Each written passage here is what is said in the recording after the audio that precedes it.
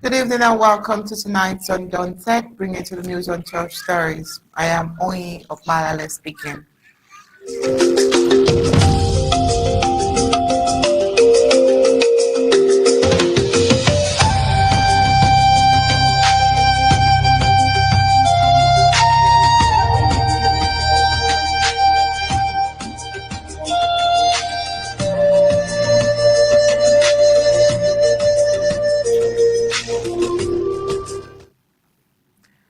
Fear has gripped and returned with the sound of gunfire in Bamenda as nightfall on Sunday, January 25th, was shattered by violence in the Nkwem neighborhood of Bamenda. What began as an ordinary evening around the small market near Dr. Mundi Junction on New Road quickly descended into terror when armed men stormed the area spraying bullets in the crowd. By the time the echoes faded, 2 lives had been cut short. Several others were forcibly taken away and the familiar streets were left trembling in shock. Panic swept through the market as traders abandoned their stalls and residents fled for cover. Their screams competing with the crack of gunshots. In the confusion, the attackers touched 2 motorcycles and disappeared into the darkness, leaving behind smoldering wreckage and the community gripped by fear. Once again, Bamenda woke to the painful reminder of its fragile peace where violence arrives without warning and leaves scars that linger long after. The sorrows deepened with the haunting death of Tizi, Mercy, a teacher whose only weapon was chalk and dedication to her students, abducted from her home in Jakiri and held for ransom. Her family paid a heavy price in desperate hope. Yet her body was later found along the Jakiri-Winama Road, extinguishing that hope and igniting outrage. Her killing was cast on a long shadow over teachers and civil servants who now live and work under the weight of fear, mourning not just a colleague but the steady erosion of safety and humanity. All these and more we'll talk on tonight's Undaunted, but first let's get the prime headlines.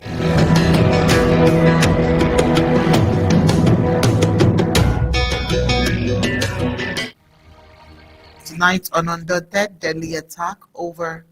Tonight on Undaunted, deadly overnight violence reported in Bamenda. Also tonight, 2 killed in Bamenda shooting incidents at the Nkwem neighborhood. Female teacher killed after ransom demand in Jakiri as insecurity deepens in former southern British Cameroons. Over 46 Cameroonians rescued from exploitative camp in Nigeria. And nations mourns as Vireniarin buries their school children killed in bus crash on the African report. While on the global scene, Iran unveils anti-US mural in Tehran as rights group reports thousands killed in protests. Now let's get the news in full preference.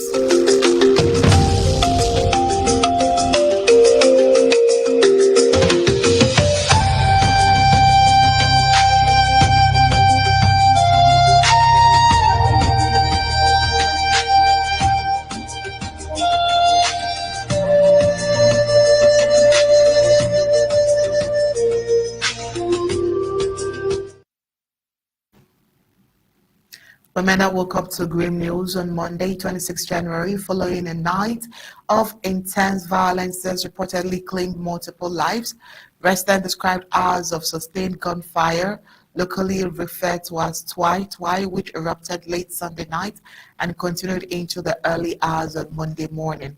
According to preliminary reports from local sources, the shootings occurred in several parts of the city, spreading fear and forcibly many residents to remain indoors. While the exact number of casualties has not yet been identified or confirmed, multiple deaths have been reported, with fears that the toll may rise as more information becomes available. Hospitals in and around Bamenda are said to be on high alert, with some victims reportedly rushed in during the night As of Monday morning, authorities had not released an official statement detailing the cause of the violence or identifying those responsible. The incident adds to ongoing security concerns in the city where sporadic clashes and armed confrontations have continued to erupt daily life. Residents are urging authorities to clarify the situation and restore calm as tensions remain high across affected neighborhoods. This is definitely a developing story, and updates will follow as more verified information emerges. Still in Bamenda, gunshots rocked the Nkwem neighborhood of Bamenda, leaving 2 persons dead and several others kidnapped on Sunday, January 25. The incident occurred late in the evening when gunmen stormed a small market operating around Dr. Mundi Junction, New Road. Well, according to eyewitnesses, the gunmen arrived at the scene and began firing indiscriminately, causing panic and chaos in the area. They reportedly kidnapped several persons and set 2 motorcycles on fire. In a related development, 2 unidentified corpses were later found in the low-cost building area of New Road, Bamenda. While it is unclear whether the deceased are the same persons who were kidnapped or gunmen intercepted, sources indicate that the identities of the 2 corpses have not yet been established. The motive behind the attack is still unknown, and the French Cameroon forces have yet to comment on the incident. The people of Bamenda are left in shock and fear, wondering what would have led to such a brazen attack. The incident has raised concerns about the security situation in Bamenda, the chief town of the Midland Zone of the Federal Republic of Mbeseha, and many are calling for increased security measures to prevent such incidents in the future. Barrister Mbeseha, welcome to tonight's Undaunted. Thank you for having me at the beginning of the week. Yes, beginning of the week, we are fed with very sad reports that emanated from the weekend. Beginning of the week, it just seemed like it's going to be very sad for residents dwelling in Bamenda, because from this report, it is obvious that the weekend was a very sad one in Bamenda, in Queen Bamenda to be specific. 2 reports coming in of serious gunfire, serious kidnappings, motorcycles burnt, and all of that. It's the start of the new week for us, but it's a sad one for the people of Bamenda. Let's get to hear your thoughts. Well, this to me is just one of the several weekends where life has been lost, where the loss of life has become the normal, not the abnormal. And what is common there is that these things, we're not reporting that they happen in the night. They happen in plain daylight. They attack markets, they attack bike riders in the day, they kidnap women, they do whatever thing they want in plain daylight. It is important to know, to understand this, plain daylight. Because at the very least, one expects that in plain daylight, there will be security officials there. Bamenda is not just Bamenda. Bamenda administratively is divided into several areas. Bamenda 1, 2, 3, what maybe 4. And in those 3, 4, they have military, they have gendarmerie posts, they have everything they can find in terms of security. The question which is not answered is, if all these security forces are deployed in Bamenda, how then and why should criminals torment the people and go unpunished? Is it the defiance of the government? Is it the failure of the government? Or the deliberate attempt to punish people in Bamenda?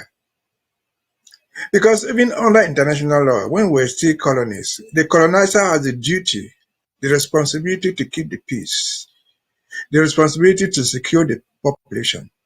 How do they do it? They have to arrest criminals, take them to court, try them, and let them face justice.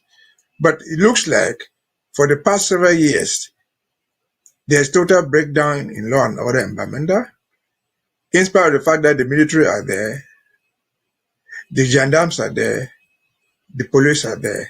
Can it just be a neglect? No, it is not a neglect. I think it is a deliberate attempt to punish the people. Because after all, when you say Bamenda Matri, be in Quen, be Bafoot, be also how many miles are they apart? They are so near. Again, I think it is a deliberate attempt to punish the people there.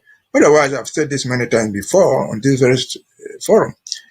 We challenge the government. Let them bring the perpetrators to book. Only then shall we know who is doing it. But up to this point, even from following Sayafa, who showed all in Bamenda several years back, no perpetrators of crime are brought to book. Nothing. They do this and go freely. They know them. They come by day, not night. They're not hiding themselves. And they do it and walk away. So, to me, they are doing it with the complicity of the administration. They are doing it with the complicity of the government in place, of the security forces there. And above all, you ask the question, owning arms in Cameroon is so difficult. Where have these people gotten all these arms flooding the streets? Where are they from? They are government arms. Am I imagining it now? You remember Regina Mundi? She read a book in which she told us that she went to an ADF camp somewhere in Momo, and they told him that the arms that they have were supplied to them by the government. It's not me saying it. Where government lets arms float into the streets, into the hands of unauthorized handlers, government is responsible for the acts that followed them. If they deny responsibility, let them bring the perpetrators to book. But since they have not brought any perpetrator to book, they are not willing to investigate because they will investigate and there will never be any results. They must bear full, if not part, responsibility for this violence in Bamenda. The Bamenda man, whoever lives there, is an Amazonian. As long as the Bamenda guy is insecure, somebody in Dian will remain insecure. Somebody in Akwa, somebody in Kambe will remain insecure. One Ambazonian killed is all Ambazonian killed. And so we have to resist this thing and let the world know that we are suffering for no just cause. If we cannot stop it, the world can help stop this nonsense. They should be held accountable as accomplices to what is happening to the people in Bamenda. Over to you. All right, thank you so much, Barrister. A teacher identified as Teaser Mercy, who worked at government bilingual high school, Jakiri, has been killed after being kidnapped from her home by armed men.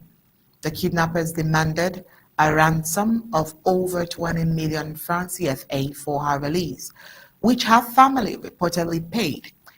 But she was later found dead along the Jakiri-Wionama road. The incident has sparked outrage and fear in the community, particularly among teachers and civil servants who feel increasingly unsafe. Colleagues describe Teaser Mercy as a dedicated and hardworking teacher, passionate about her students and profession. Her death adds to growing concerns over insecurity in parts of Savannah zone of the Federal Republic of Amazonia, where kidnappings for ransom continues to threaten lives and disrupt social and educational activities. The war in Amazonia has led to many government teachers and civil servants being killed, with over 100 kidnapped and a huge ransom paid. There are allegations that some security forces may be involved in these kidnappings for ransom, exacerbating the insecurity. The National Syndicate of Teachers of Higher Education, SNES, has threatened to call for a strike if the French Cameroon government fails to initiate immediate actions to bring lasting peace to the rest of the English-speaking nation.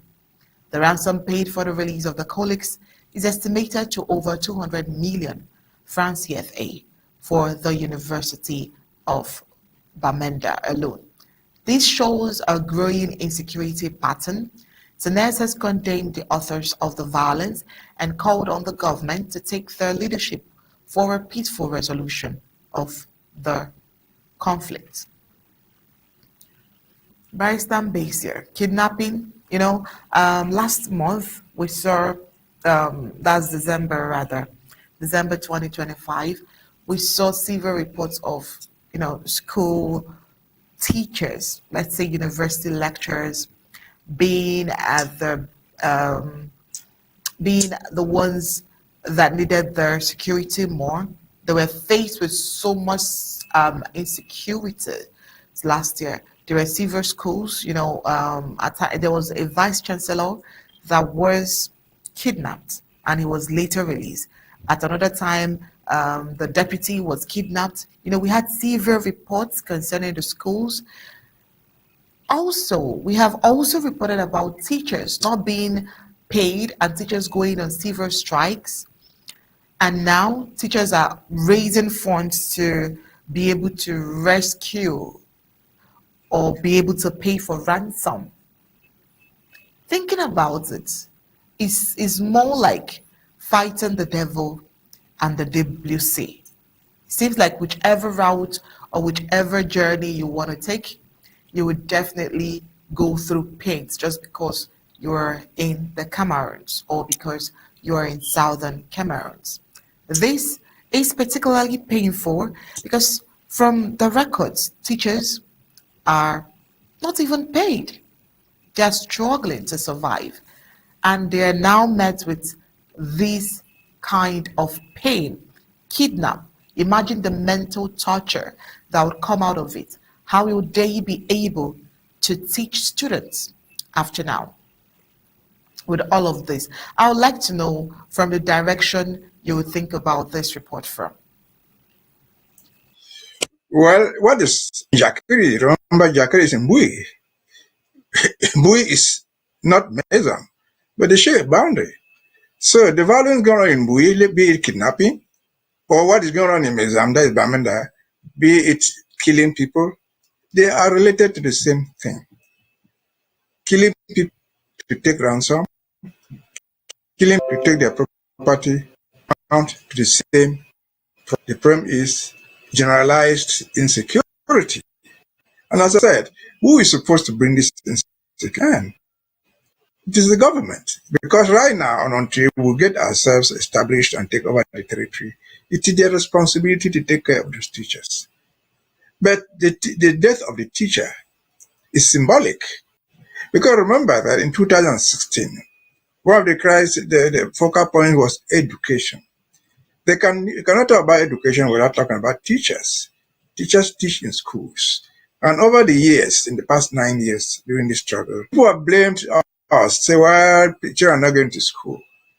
People should do this. Children cannot go to school without teachers. No teacher will put his or her life on the line just because he wants someone to work, no matter how big the salary is. Teachers cannot contribute money ransom to free their colleagues. How many millions would they pay? How many teachers would they free? If this is going on because of the fighting, if this can be interpreted to mean a consequence of the ongoing war, how do you end it? You don't end it by giving bribery, by paying ransom to criminals. You end it by addressing the root causes of the problem, end the problem, and then the illegal kidnapping, the abduction of teachers, the irregular burning of people's houses will come to an end. And I've said that the government is so responsible. Well, how many communications have we seen all the time? Investigations are ongoing. The investigations never come to an end. But what are they investigating? You might ask. What are they really investigating? The investigations end somewhere. When somebody is killed with a bullet gun, an investigation should take that guy, the investigator, to do some forensic tests. They get the man who was dead, open his or her body, find the type of bullets which are there. They can analyze that bullet and say that the bullet came from this type of gun. And know whether that type of gun is owned by criminals or by the state. They are not doing it. So their own idea of investigation is just covering up. They never investigate. If they do investigate, we'll never see the results. Because the results tend to be pointing back to themselves. Again, why is this woman being killed? Just because she's a teacher? Or she's just one of the victims of the violence? We don't know. But if it is a teacher, one teacher too many already have died. Teachers don't have to give up their lives because there's war. Teachers don't have to give up their lives to go and teach. Just like children don't have to give up their lives in the classroom and want to learn. A bullet either take it to you or a stray bullet will take your life. And that's why we have insisted all along for the past 9 years. Teachers, children, parents, be aware. If the environment is not safe, don't attempt to send your child to a so-called school. If the environment is not safe, teacher, don't venture into outside to risk your life for nothing. Even if the salary were $1 million, which is not. I'm not sure at the end of the $200. It's not worth your life. But again and again, I insist, if this is happening because of this 9-year-old war, how do you end it? You end the war. How do you end the war? You go to address the root causes of the problem, sort out the cause of the problem, and everything will fall in its own place. That's the summary of it. We feel sad for that family and for other families that have died. That should never have happened. It should not happen anymore. In 2016, teachers talked about the reform of the schools. They didn't talk about giving all their lives for that. In 2016, lawyers talked about the reform of the judiciary. They didn't talk about killing lawyers and magistrates for that purpose. But someone thought that he or she was so powerful and said, well, for talking, other schools or law will kill you, will shoot you. And they started shooting, and we're now 9 years into the fighting. They have not defeated the Amber guys. They are not going to defeat them. The only thing that they will do is to go back, as they requested in 2016, go back, sit down and address the complaints that they have, and we'll see how they can solve it. If it means parting our ways, which I'm sure that is what is going to happen, part ways to save your own lives, part ways to save the lives of the people you are killing, because the victims are from both sides. They don't have the monopoly to life. We don't have. And so if they have to save their own lives, they have to end the war. If we have to save our own lives, we have to end the war. But you cannot end the war by just talking and talking. You have to meet with your opponent, like it or not, without preconditions, address why they are fighting, address why you are fighting, and let the chips fall where they belong. That's all what is required. We have to end this cycle of killing. We have to end this cycle of illegal occupation. We have to end this cycle of total governmental neglect of our people. That has led to the lives of these teachers dying. That has led to the lives of these people in Bamenda being kidnapped. That has led to people contributing money from nowhere to pay ransoms of 20 million, 10 million. That's too much money for people to spend. But if you have the money, how many people will you save by paying ransom? How many can you save? Out of a population of at least 10 million Amazonians, how many can you save with cash? No cash will replace talking. No cash will replace negotiations. And we are ready. We have been open for negotiations forever and ever since the war started. So be it. We are waiting for them. If they sympathize with us, then put pressure on them. Over to you. Thank you so much, Barrister. I like how you expatiated on that. Moving into this report from neighboring French Cameroons, it says that no fewer than 46 Cameroon nationals have been rescued from deplorable living conditions at an illegal camp in Mowe, Nigeria. During a late night operation on 24 January 2026, the victims, many of whom had fled Cameroon in search of greener pastures, were lured into neighboring Nigeria through a fraudulent recruitment network linked to what is called QNet. They were promised well-paid jobs abroad, only to find themselves trapped in the system of exploitation upon arrival. Sources indicate the rescued individuals include Cameroonians escaping severe economic hardship, while others, particularly from the southern Cameroons, were fleeing the ongoing armed conflicts in their communities. In their desperation to find safety and livelihood, they became easy targets for transnational scamming and trafficking networks operating across West Africa and Southern Africa. The rescue was carried out through a joint effort between a man called Pastor Taniu and his team in Nigeria in collaboration with the Nigerian police. This partnership has reportedly helped free hundreds of Cameroonians from similar exploitative camps over the past years. Investigations reveal that victims in the scams are often held against their will and coerced into recruiting others into the network. Those who resist or fail to meet recruitment targets are reportedly punished, including being denied food, a situation that sources say has resulted in several deaths. Most victims only become aware of the true nature of their ordeal after arriving at the camps. While this particular rescue took place in Nigeria, reports suggest that similar camps existing in neighboring countries such as Ghana, Benin Republic, and as far as South Africa, where vulnerable migrants continue to be exploited on the false promise of employment.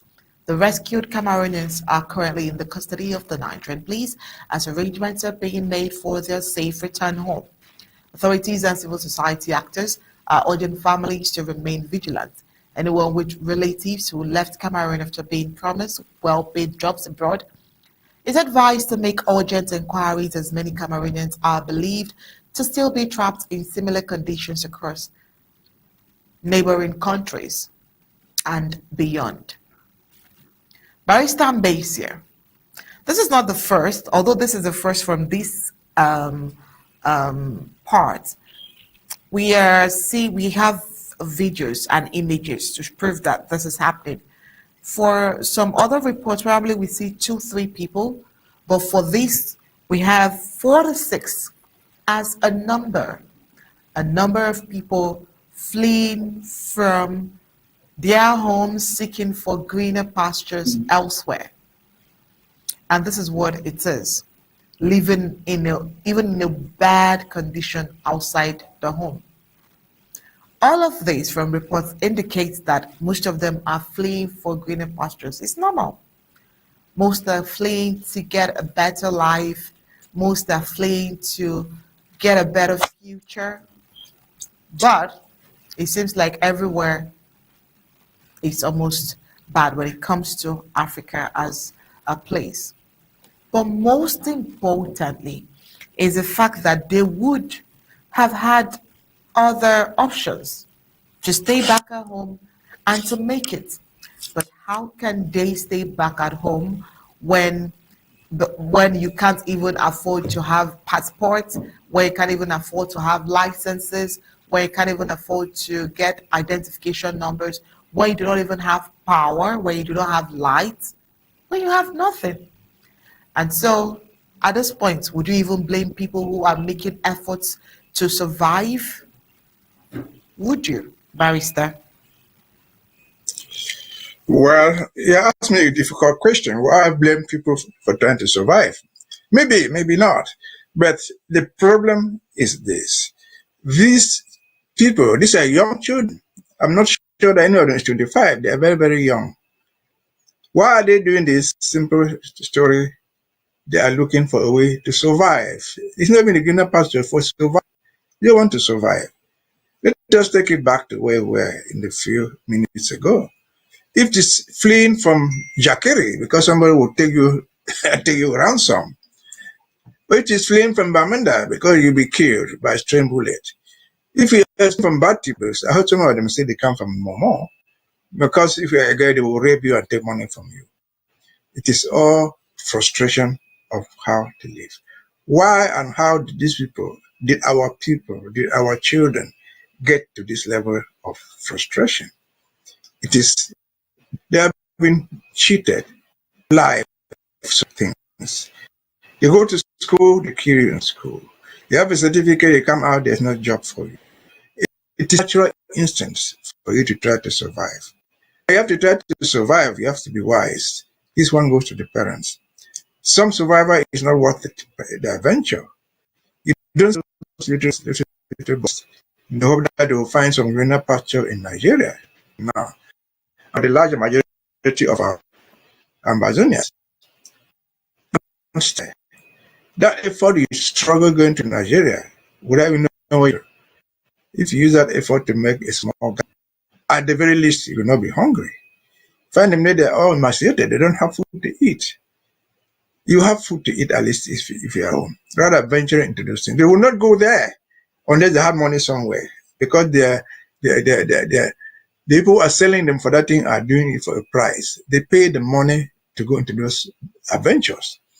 Why do you collect money, papa, mommy, sell your palm or whatever thing, to give to your child to go to the unknown. Why do you do that? Those journeys are not cheap. They are not free. You pay a lot of money to get into the hands of. Yes, those are the ones rescued. They probably will come back home. But they themselves, when they come back and meet your father in Bati, meet your father in Libya, wherever they are, they give you food. They think that you're okay. I think you're health-wise okay. For a woman, you know how many people have raped you there? You know the impact that's had on you. How many disease, what type of disease they left in you that would influence you the rest of your life? The same for the young men. So you come back if you're lucky, and then the horrors of what you went through remain permanent. And it is a stupid adventure. You should not do it. And I say this with emphasis. When I was in the Côte d'Ivoire, 2005 or 2007, what that type of thing? We were there, a troop of Cameroonians will come down who had left Cameroon. And they were wandering around Mali, they see their passport, they have nowhere to go. They were roaming the street. What the best job they had there was to carry water and sell. Is that worth it is? And I will always give this example. We came across a young lady there who told us that she came from somewhere in Bamenda. I don't need to mention the place. She had passed her A levels. And then she thought that she could go around the world, get to Europe tricking possibility. They never went beyond Mali. But coincidentally, on the road, she had met another girl in Cairo and play football. They could not get there. What were they doing? They started sleeping among themselves. They had a 3-year child. And this, you still have the strength to walk. This little child, 2-3 years old, how will the child survive in the desert? How will the child survive in the desert? You are carrying water to sell. You don't even have where to live. So some of these adventures are not worth the trouble. You better die at home if it is death. You better get sick at home if it is illness than to venture into those things. But at the bottom line, it is a failure of government. No ambassador child should have had to be doing what they are doing. Because the resources we have are enough to employ our youths. The intellectual ability that we have is enough to create enough industries to prevent our children from going down the streets in Nigeria or any other neighboring country. But all these resources are siphoned away by intruders and criminals and thieves from Yaoundé. We have never had an account of what happened to the oil purportedly refined in Sonara and sent to Douala under SNH and given to a private individual to manage with his wife, which individual, the director of SNH, has been sick for years. The management of the operation of the company has been turned over to his wife, who they don't give account to anybody but to the president. This is our money. All this money could have developed us, could have set up industries for Amazonians. How long shall we go through this? This is the result of the thievery of what has happened to us. This is the result and why we fight.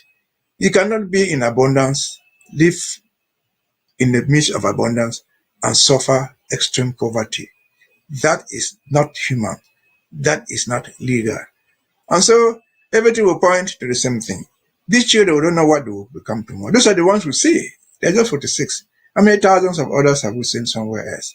How many of them attempted to get to Europe and Mr. Trump caught them in Mexico? And they're in jail. They don't even know how to get back home. Why? Why were they going on foot? Through all the way Mali, through wherever, passing Mexico to come to America? Because the conditions are no longer livable. Human beings want to survive. I may blame them, yes, but they have to survive. If there's no future in sight, what will happen to you and me? You try to survive on the least that you can find. And so that is one of the reasons why we fight. And as I've said before, and I'm repeating it again, we would never have been here. We should not even be here, having our children going on foot, having our own people coming to take money from them. And those guys marketing on these children, 99% of those guys who call agents are Amazonians. Why do you descend to this level? They say, oh, I know your father, I know mommy, I'll go with the child. And they disappear. I know a few of them, for example, who came to Cameroon, they took their brothers and sisters to Douala, claiming that they wanted to go abroad. Right at the airport, they were caught. They fled and left them there. Their brothers and sisters went to jail in Douala. Why have we descended to this level of criminality? How did we descend to this level of irresponsibility? The answer is clear. This is brought to us by the foreign occupation, by people who valued our money more than our lives, by people who valued our resources more than our people. And so that's the reason why we fight, and we'll continue to fight. And in addition to fighting, we'll continue to pray, so that may the Lord help us take us out of this dungeon for which it was not our choice. The first on us, there's an end to every suffering. We hope there will be an end to this. Our children will no longer venture to the unknown. We should be able to provide for them at home. And all those who are capable, financially and academically, will go abroad and learn whatever thing they want. But for now, the movement to green pasture will no longer be a crowd. Everybody carrying Ghana must go. Put your 2 pants, put your pair of slippers, and begin to walk, thinking that you will cross the river Niger the next day. No, maybe you cross, but less than 1% succeed in doing that. So we'll counsel the parents not to let their children into that venture. Let us keep them home. Every bad thing has an end. This thing will come to an end. Better days are ahead, provided that we continue to fight, provided that we focus on what we want to do. And we promised everybody, be encouraged. Now that the children are coming back, blame them for doing what they thought they were doing for themselves. They have to survive. They never knew that they were getting to hell. And parents, again, you are warned and advised. Don't go sell your farm. Don't go sell your house to give it to a scammer. When they build that, they will take your daughter, they will take your son to somewhere in Nigeria, and they will merge into London. It doesn't work like that. Nigeria by itself is not better than us. They say Gary, they say yams. What do you think that you find a green market, a pasture somewhere in Nigeria where it is greener than your own place? No. Going across the cock is like going to a boulevard. So that is not worth the adventure. Let us keep our children home. Bear what it is for now. Continue to pray. Continue to support the struggle, because sooner or later, this thing will come to an end. Over to you. Thank you so much, Barrister. The last words there, really something to hope on to. Thank you so much, Barrister, for tonight's Undaunted. This is the start of the new week. Of course, usually start of the new week is usually sad, because we always wake up with sad news from the weekend. Hopefully tomorrow we'll have something more, more tangible, more positive to hold on to. But as of now, is at this juncture that will let you two go, and we hope to see you tomorrow on Undaunted. Thank you for having me. All right, thank you too for coming. When we return after the break, we'll head into the African news, where nation has mourned as the Verengi Buris buries school children killed in a bus crash.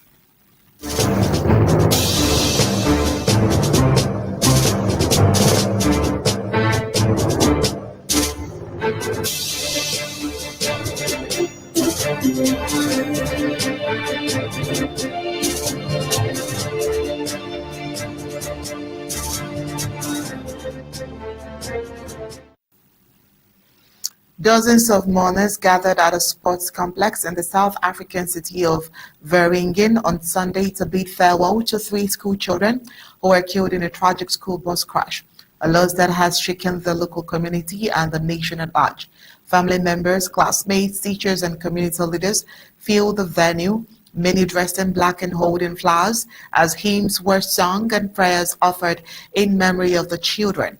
The atmosphere was heavy with grief, punctuated by quiet sobs as speakers paid tribute to young lives cut short and comforted families struggling to come to terms with the tragedy.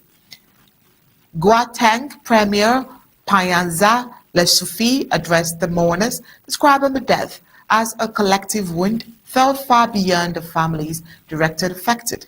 According to him, he says they have come here too hard. We've come here disappointed. We've come here disturbed. We come here limping and our emotions drained. Lucifer said He emphasized that the pain belonged not only to the bereaved families,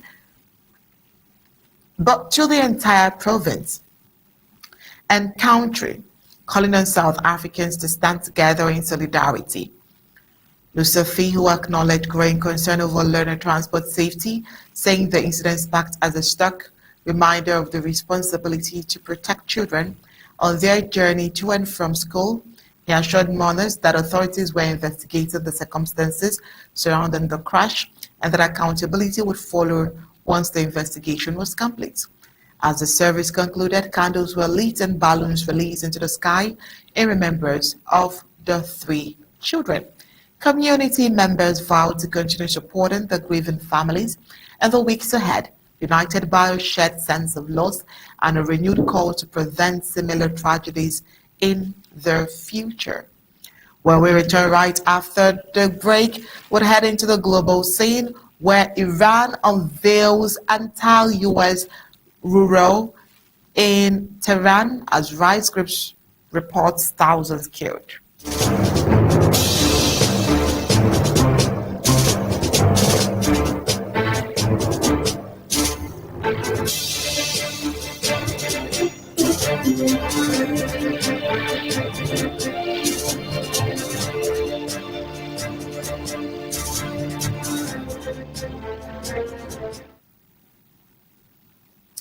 Iranian authorities on Sunday unveiled a new mural in central Tehran, carrying a pointed warning to the United States. Amid heightened regional tensions and growing international scrutiny of Iran's internal situation, the large painting installed in a prominent public area of the capital depicts damaged military aircraft shattered around the deck of an aircraft carrier, set against the backdrop of the American flag, written in both Farsi and English. The slogan on the mural reads, "If you sow the wind, you will reap the whirlwind." The wild wind, I beg your pardon, a message widely interpreted as a caution against any attempt by Washington to strike Iran. State-affiliated media described the artwork as a symbol of deterrence, reflecting Iran's assertion that it would respond forcefully to an external military aggression. The unveiling comes against the backdrop of strained relations between Tehran and Washington, marked by disputes over Iran's nuclear program, U.S. sanctions, and ongoing regional conflicts involving Iranian allies. The mural's appearance also coincides with renewed focus on Iran's recent wave of nationwide protests and the alleged human cost of the unrest.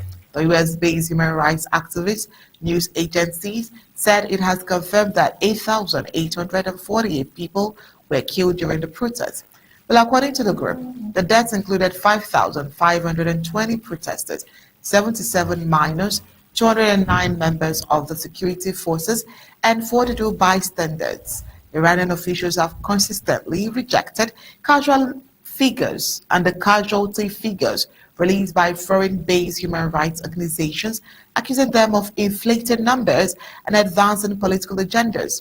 Authorities maintain that security forces acted lawfully to maintain public order, while critics and activists accuse the state of using excessive force to silence dissent. The timing of the mural's unveiling is seen by analysts as an attempt to project strength both externally and domestically, as Iran continues to face international condemnation over human rights concerns alongside persistent geopolitical pressure. We hope that they would seek peace in the days to come. And that's it for tonight's Undaunted. Bring it to the news untold stories. But before we go, let's take a look at the news that made it to tonight's headlines.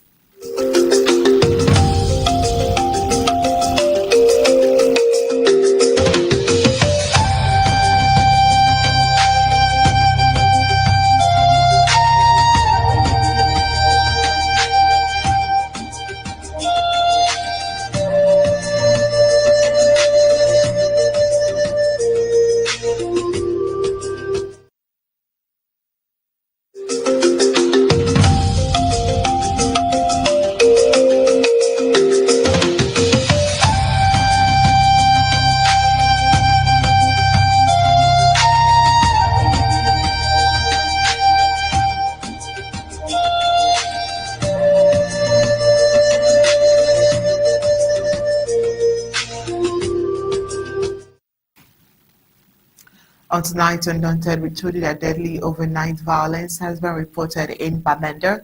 Also tonight, a killed in Bamenda shooting incident at the Nkwem neighborhood. Female teacher killed after ransom demand in Jakiri, insecurity deepens in southern Cameroons. Over 46 Cameroonians has been rescued from exploitative camp in neighboring countries, while a nation mourns as the Vereniging buries 3 school children killed in bus crash. On the global scene, Iran unveils anti-US mural in Tehran as right groups report thousands killed in the protests. That's been it for tonight's Undaunted, bringing to the news on 12 stories. On behalf of Barrister Mbeseha and a team of technicians behind tonight's production, it's good night and God bless.